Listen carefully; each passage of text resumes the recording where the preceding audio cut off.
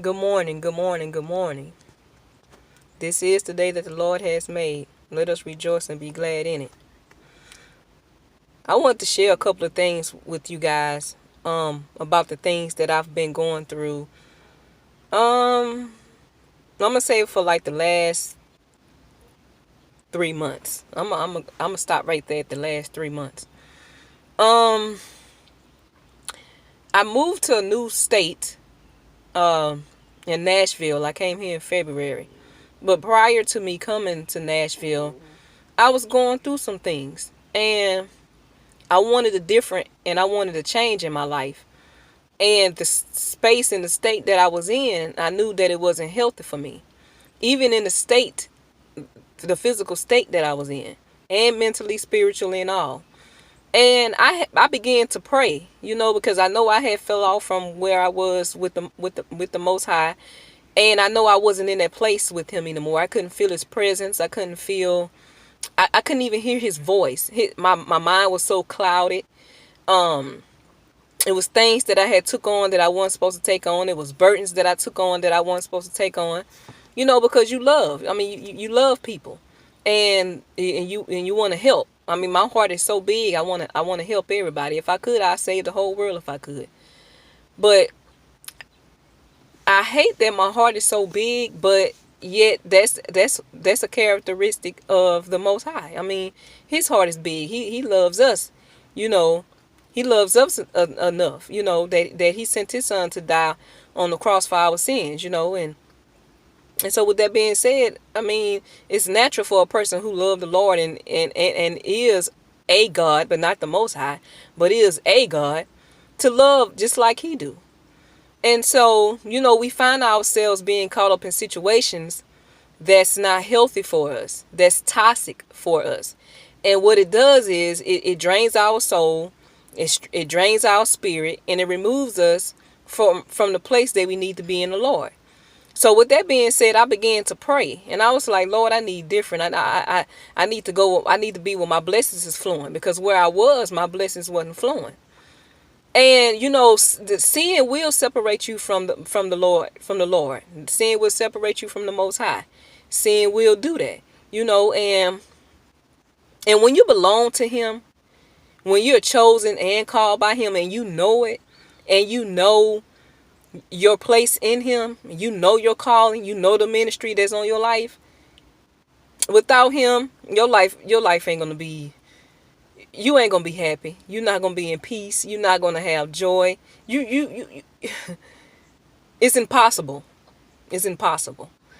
And so, like I said, I began to pray, and I was like, Lord, I don't like this place that I'm in. I don't have peace. I don't have joy. Blessings is not flowing. You blessing me, yeah, but it. The word said that He reigned on the just as well as the unjust. You understand what I'm saying? So He was blessing me, but it wasn't the same. You know what I'm saying? It just wasn't the same. And I knew my soul was at stake. I knew that I needed to get myself together, physically, mentally, spiritually. I'm talking about. Listen, that's a place, that's a state that you don't want to be in. Trust me, cause in a state like that, you prone to spirits coming in and overtaking you, especially if you're not in a place with the Most High. And so I began to deal with a little depression, thinking about the past, thinking about the things that I allowed myself to go through, thinking about the people that I allowed in my life to use me, abuse me, mistreat me, um, and take me out the place that I once was in the Lord. Following other people's lead. And I mean, it's nothing wrong with having a leader, don't get me wrong, but make sure you check behind that leader. You know what I'm saying? You develop that personal relationship one-on-one with the Lord, because He will lead you and guide you. Trust me, He will lead you and guide you. And so sometimes we just get caught up in situations that we think what's best for us. We think that these people that we love is what's best for us, because we love them. But that's not always the case. In most cases, yeah, but in some cases, no. Especially if they mistreating you. Especially if, for instance, if you in a relationship with the individual and you really feel like this person is that one for you. You feel like, okay, we can make this thing work. But if you're not, if you two is not walking together on one accord, it's not going to work. And you know, you see red flags in the beginning, but you love so hard till you just ignore it. Love is so blind, you know. And so then you find out, hey, this is not for me. This is just too toxic. And then you begin to walk away. It's not easy to walk away, depending on how long you was in that relationship. Just depends on what y'all to develop together. But anyhow, sometimes you have to walk away because it's best for you. No matter how hard it may hurt, it's best for you. Especially when you know your purpose in life. Well, yeah, especially if you know your calling and your purpose and it doesn't line up with the Lord, then you know you got to get out that situation. Because who do you love more? Do you love that individual or those things or the world, your car, your home, whatever the case may be? Do you love that more than the Lord? No. I mean, I don't. I'm going to speak for myself. No, I don't. So I had to remove myself from that situation. And that's what made me move to Nashville. Not only that situation made me move to Nashville, but I always knew that I needed to come to Nashville. And on top of that, I was doing a lot of praying and praying. I was like, Lord, I just need to get to where my blessings is flowing. And he told me to go to Nashville. The Lord told me to go to Nashville, and I did. He said, that's where your blessings is going to flow. I said, okay. Sure enough, you know, I got here 2 weeks later. I had ended up getting a job. Before I left Mobile, my car had got repoed, so I had to work. I had to work up down payment to get a car, and all praises that he did bless me with that. But let me back it up a little bit. I had have 2 friends that live here in Nashville, and I thank the Most High for them because he opened up their heart to open up their home to me, you know. God, the Most High have people in place to help you, but just don't abuse it, don't misuse it, don't do that, because that would destroy relationships, that would destroy trust.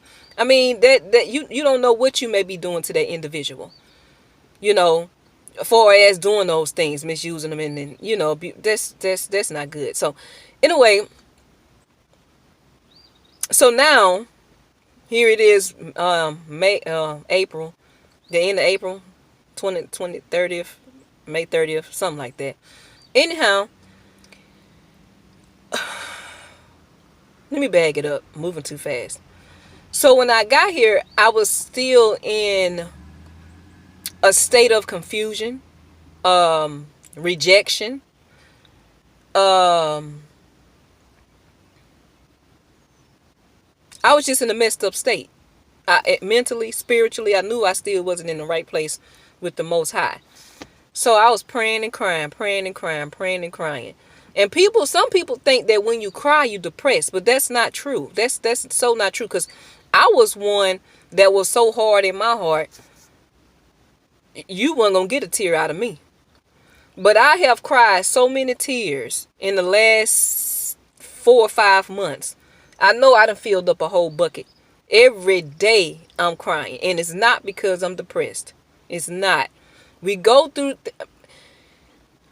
I have been through so many things in my life. And you know, as you pass the test, and as you know, elevate, the things that you go through gets a little tougher. And what I'm going through now is so tough. Every day I want to give up because of the situation that I'm in. Now, I'm in Nashville. I'm homeless, living in the shelter. But I'm not going to give up. I got a job, you know. I do have a job, all praises. But the enemy wants me to give up. He wants me to give up. But I'm not going to do it. I done came too far to give up. And then besides, I'm not the type of person to give up. Okay, so let me bag it back. I was in a state of a little depression, and I had unforgiveness in my heart. Because you know, when you trust the individual and when you love an individual so much, you would think that that individual wouldn't do nothing to hurt you. But that's not true. That's the word said that you're not supposed to put no trust in a man. They go for male or female. You're not supposed to put your trust in no man, you know. And yeah, you're just not supposed to do that because a man will fail you. And the word said that too. And the word also said that we have to guard our hearts. And those are the three things that I didn't do, you know. So therefore, it left me in a place of being hurt, you know, and because I didn't guard my heart and I did put trust in the man, you know, and so it left me in a because of unforgiveness, it left me in a bitter state. And so I was beginning to, I had to pray. Even before I came here, I knew I was heading in that direction of bitterness because of the unforgiveness that I was holding in my heart. Well, it wasn't so much as the unforgiveness, it was the hurt that I was holding in my heart. And that hurt developed into unforgiveness, and the unforgiveness developed into bitterness. And so I was like, Lord, how can I allow a situation or an individual to get me out of character like this? So I had to come to grips because I'm like, wait, this is not me. I'm really of love, joy, peace. I can't function without those things. And I was like, Lord, it was mind-boggling me because I'm not the type of person to hold in unforgiveness. Usually when the individual hurt me, and trust me, I have been hurt in more ways than y'all can ever think. But I'm not going to go into details on those situations. But anyhow, I'm usually the type of person to forgive. But the enemy just wanted me to hold on to it. Just hold on, hold on, hold on. And after a while, I just was like, Lord, just free me. I need to be free of these chains. I need to be free in my mind. I need you to restore my soul. And so I was just praying and crying out, praying and crying out, praying and crying out. And I'm like, Lord, I'm praying and crying out, Lord, why you haven't broke these chains? Why you haven't,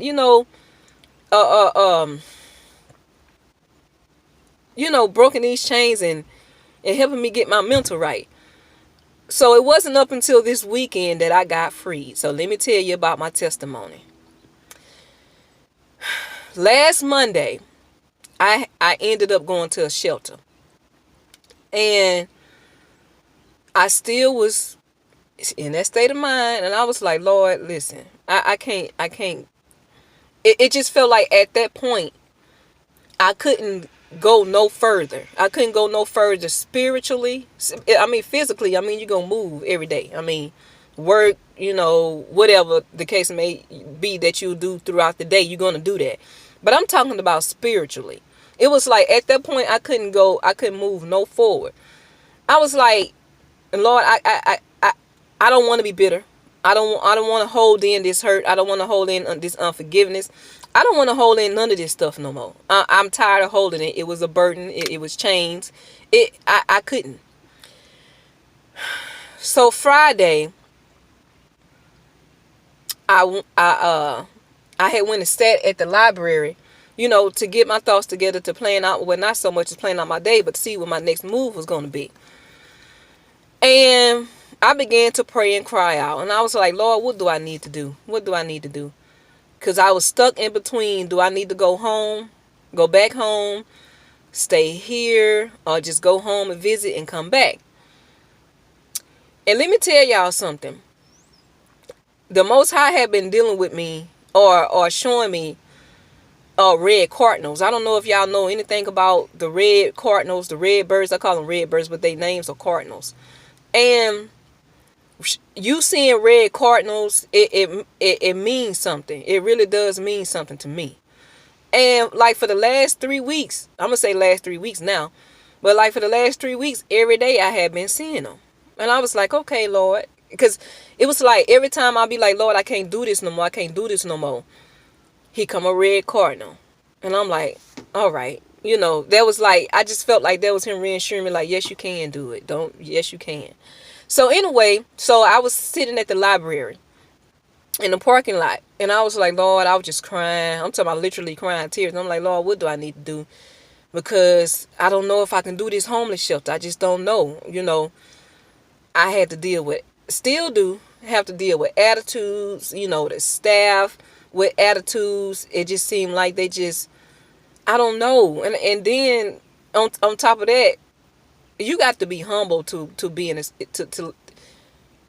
you have to be humble to be in a situation like how I am in the shelter, and I'm not used to living in no shelter. I'm used to having my own, my own car, my own house, my own this, my own that, ever since I was 17 years old. And so to be in a whole nother state, don't know nobody but two people, but you don't live with them anymore. It's tough. It's hard. I mean, it's going to be tough and hard for anybody.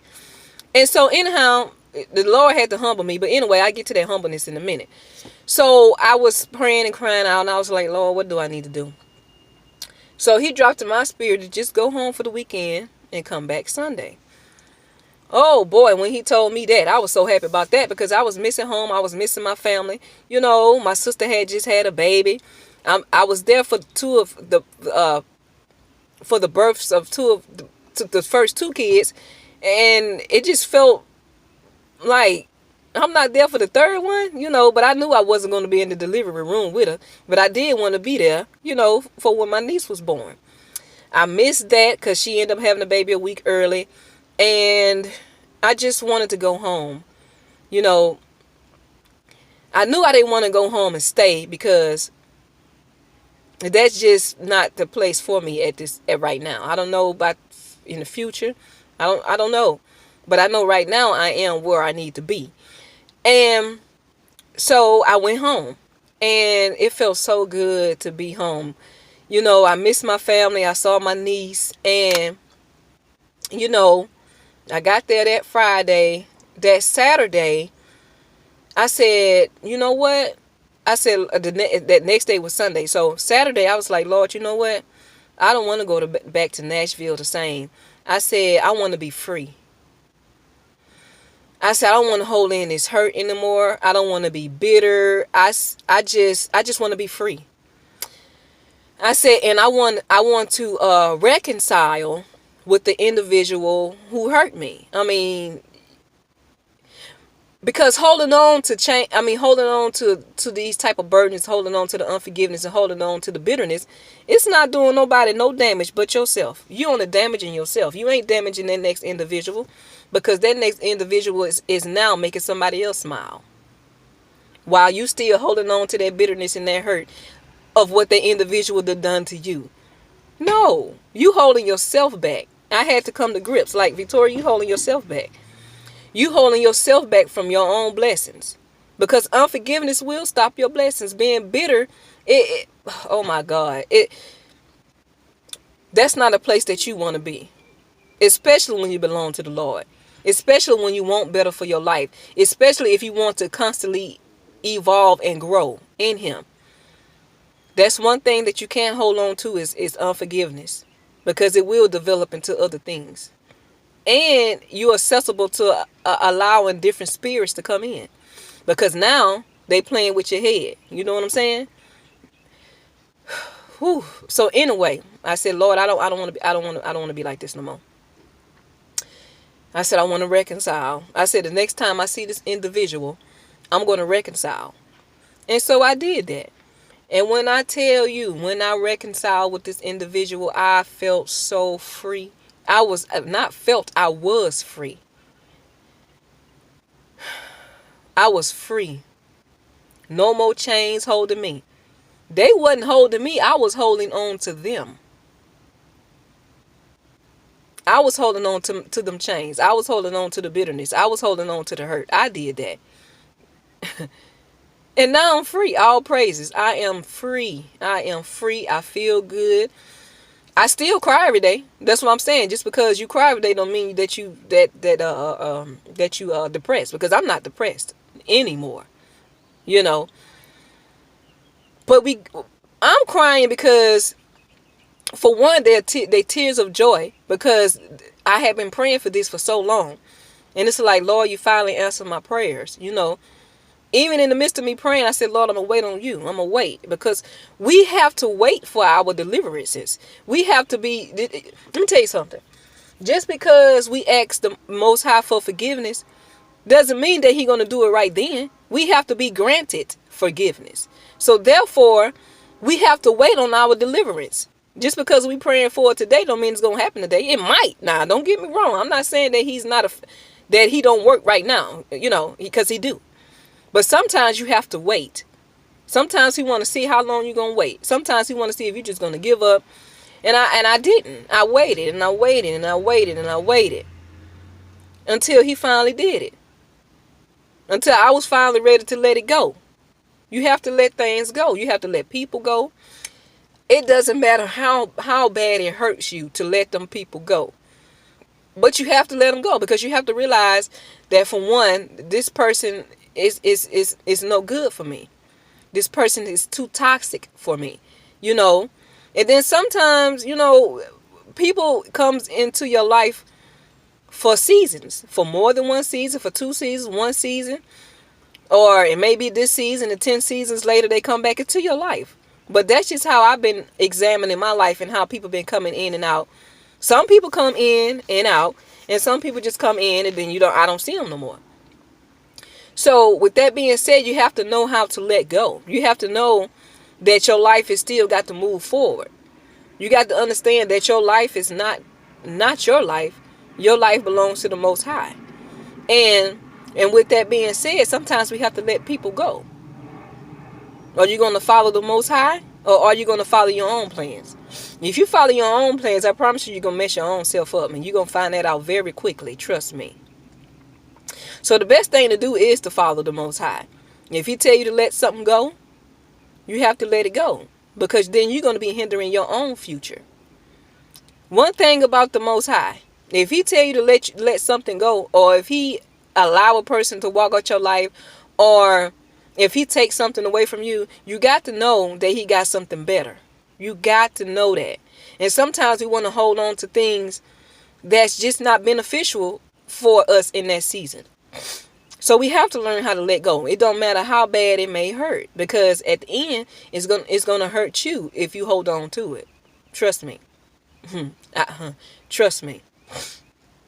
And so with that being said, we have to learn how to forgive. We have to learn how to let things go. We have to learn how to follow the Most High lead, even though you may have a leader. But who you going to follow? You going to follow man, or are you going to follow the Most High? You going to follow man who don't know every intricate detail of your life and your future? Or are you going to follow the one who made you, who orchestrated you and planned out your life? You have to come to those decisions. And it really shouldn't be no decision. It really should be common sense. But for an individual who don't know their purpose in life, who don't know who they is and who they belongs to, yeah, it would be confusing. But for an individual like me, I know that I have a purpose in life. I know that there is a ministry within me.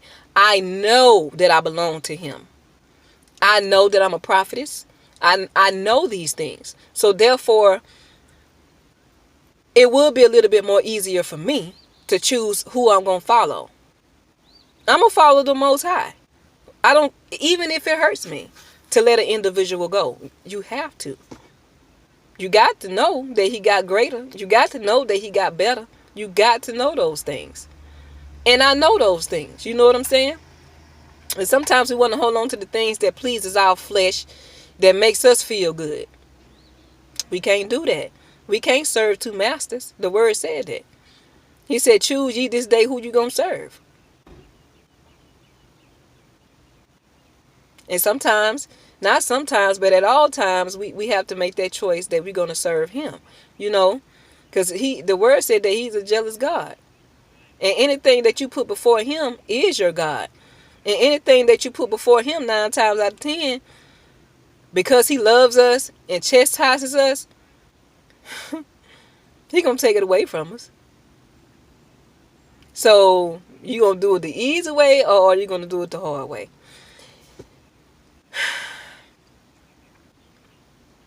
I tell you. So let me tell you. So on my way back to Nashville, I had a blowout. Now, mind you, before I had the blowout, I had prayed, crying again, because I'm on my way back to Nashville. Okay, I was in between 2 jobs. Which one am I going to pick?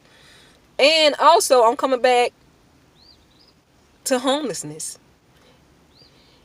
It could have been much easier. It would have been much easier, or how should I put this? I am not going to say that it would have been much easier, but it could have been much easier to just stay home. At least you got somewhere to stay, you know. But no, I knew I had to come back to Nashville. And the enemy knew that. And the enemy thought that he was going to leave me in Mobile stuck. So how about this? So on my way to Nashville, I'm 55 miles to my destination. I have a tire blowout. Oh, let me bag up. Moving too fast.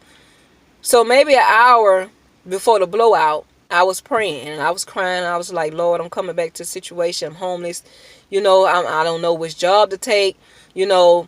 And then I was going through, you know, just how bad I had did the Most High, you know, by choosing a man over him, you know, and holding on to the things that he blatantly telling me to let go. Let go. What's wrong with you? Let go. And I struggled with that. I struggled with letting go. So anyway, at that point, I had let go. And I was just crying out to the Lord, and it was just like, Lord, I'm sorry, you know, for putting man before you. I'm sorry for not, you know, feeling bad, you know, not depressed, none of that.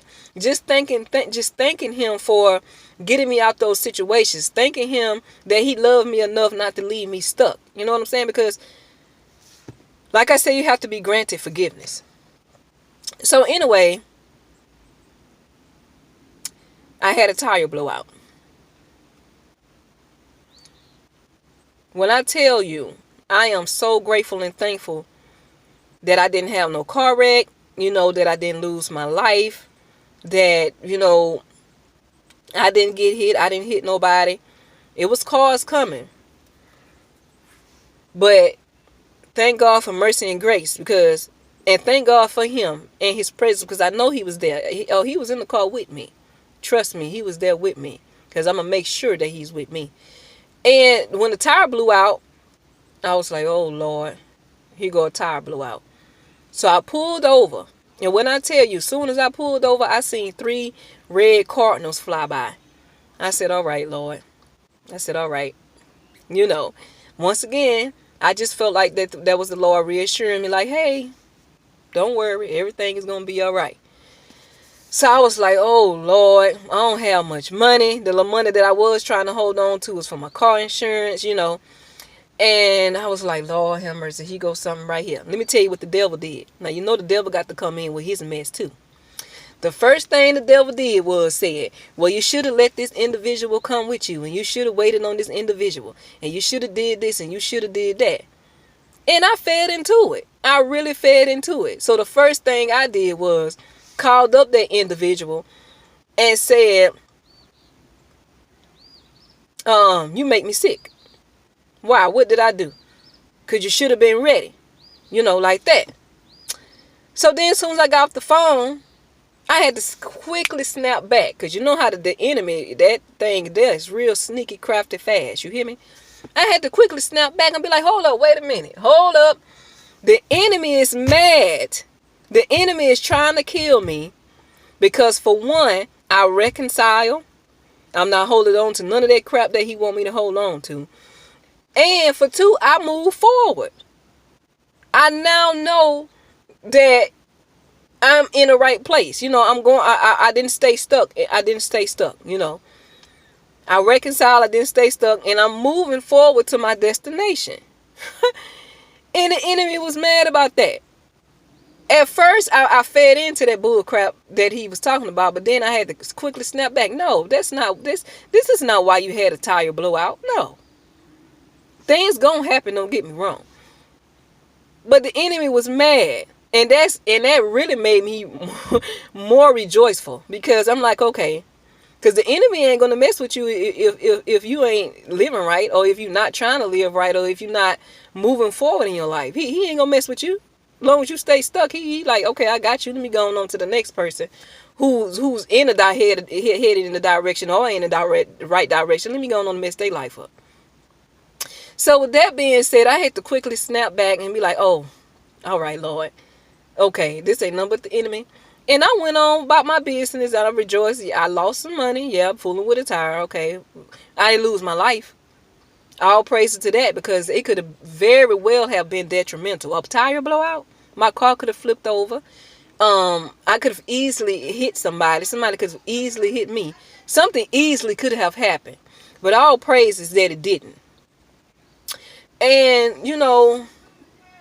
I tell you, the enemy, you know what? I'm not going to give the enemy no credit, because he's only doing what he's supposed to do. He's only doing what he's supposed to do. So I can't get mad at that. That's his purpose. And I'm glad that I do understand those things, because you have to understand. Life is so complex. You really have to look into things. You know what I'm saying? We have to, we living in the physical, and we have a spirit, so a soul. So it has to parallel together. You can't. How should I put this? You can't ignore one without the other. You can't ignore it. No need to ignore the physical or the spiritual, because they both parallel. So anyway, so I understand that, and I just wanted to come on and share my testimony, because I don't go to church. I'm not going to go into details why I don't, but I don't go to church. And in the church, you that's where you testify. But I'm going to testify anywhere I am. If somebody come across my path and we just so happen to have a conversation, I'm going to testify. And, me going on to YouTube, this is my way of ministering. This is my way of testifying. This is my way of giving thanks to the Most High, and, it's sharing my experiences and telling my testimony. So anyway, I just felt the urgency to get this off. Like last night, oh my God, last night I was in chapel. The homeless shelter that I stay in, it's mandatory for us to go to chapel. Now last week chapel, it was so boring, because I'm not going to go into details on that. Well, yeah, I am going to go into details on that, because it was Edomites there. And I was like, I had asked one individual, I said, is there any other race that comes to minister? Because I didn't go into details why. I know why, because I can't feel the spirit. I want to feel the spirit. These folks ain't got no spirit in them. And so anyway, I guess the Lord heard my prayer, because last night, honey, didn't nobody come preach. We worshiped through music and praised through music, and that was good enough for me last night. And when I tell you, oh my goodness, it feels so good to be free, because you can worship and praise Him freely. You don't have no chains holding you, and it felt so good to praise and worship Him, and I really just thank the Most High that He's putting me back in place with Him. Oh my God, being out of place with the Lord, that's not a good feeling. It's not a good feeling. It's not a good feeling for the chosen. It's not a good feeling for the ones who know that they belong to the Lord. You know what I'm saying? Because He loves us. I know He loved me. I know He loved me, because I have turned my back on Him so many times. Do you hear me? For a man, I'm speaking for myself. I can't speak for nobody else. I'm speaking for myself. For a man who I thought of, you know what I'm saying? Who I thought was the right person for me, And the Lord just quickly keeps showing me, like, no, wait on me. Wait, just wait, And I'm like, Lord, I am waiting. I have been waiting. Just wait a little while longer. Just wait. Because when I bless you, you're going to know. You know, this individual is going to treat you right. This individual is going to love you right. This individual is going to see your worth. This individual is going to know that you're his queen. He's going to treat you as such. We are queens. We have to understand that we are queens. And if we don't know that, and we allow these men to do us the way they want to do us, they're going to do it. They're going to do it. So you have to know your worth, for one. You have to know that you're a queen. You have to know that you belong to the Lord. You got to know that. Oh, these men will take you down through there. Do you hear me? You have to know your own self-worth. You got to know what you're going to put up with and what you're not going to put up with. Because they don't care. They don't care. If they see that you don't care, and you don't see your worth, and you don't see your value, and you don't know that you're a queen, do you think that they're going to treat you like a queen? Do you think they care anything about your worth? No, they really don't. My sisters, my queens, we queens. We are queens. We really are. We have no business being with a person who puts their hands on us, who belittle us, who tears us down. Our king is going to build us up. He's going to lead us to the Most High. Because he's our leader. He's our head. And that's his job. That's his duty. And if he don't do those things, then, baby, he ain't the one for you. He's not.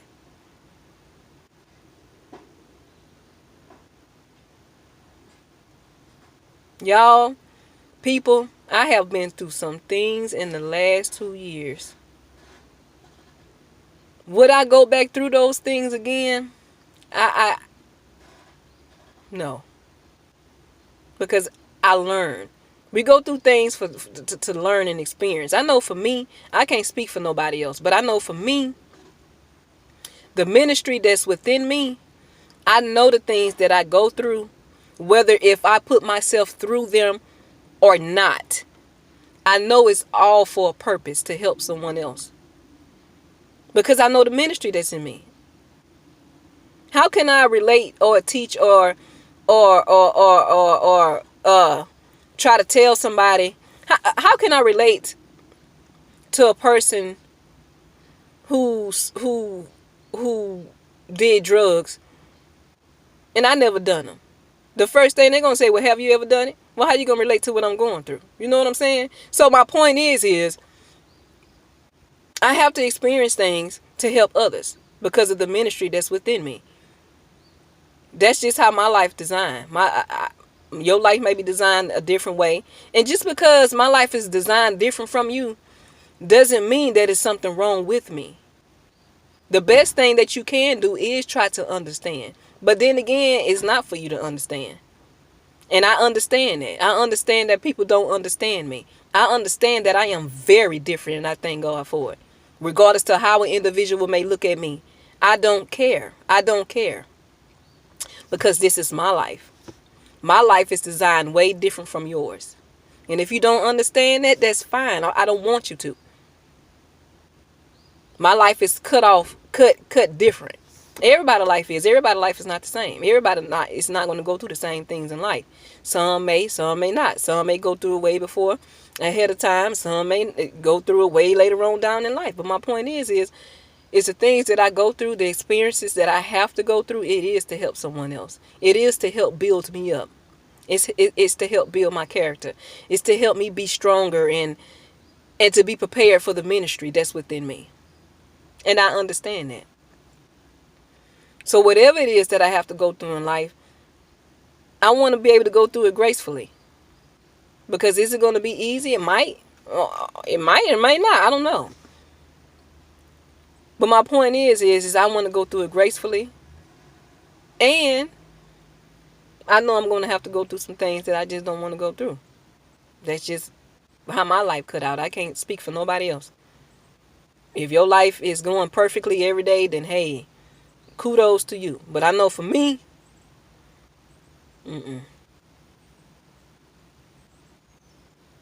my life ain't cut out like that. So anyway, all praises. I thought I was going to be on here boo-hooing, crying, but I'm not. But I pray that this help someone. And this is not going to be my last time coming on. It may be far and in between, I don't know. But however the Lord used me. But I pray that this helped somebody. I pray that this encouraged somebody. And I pray that this will help you later on in life if you're not going through it now. I hope that this could be relatable for someone, you know, because like I said, the things that I go through, I know it's to help someone else. Period. So, yeah, I have a blessed day, because I will. I'm going to keep a smile on my face regardless, because I am in a tough situation. But hey, I know that I'm going to get through this. I know I'm going to get through this to help my next sister or brother who's going to have to go through the same thing, and he's going to come across my path maybe a year or two, 30 days from now. And I'm going to be like, hey, I've been through that, right? That same thing before. Listen, I'm going to tell you, you're going to make it through, because I did. So with that being said, I love y'all. I pray that this helps someone, and y'all be blessed.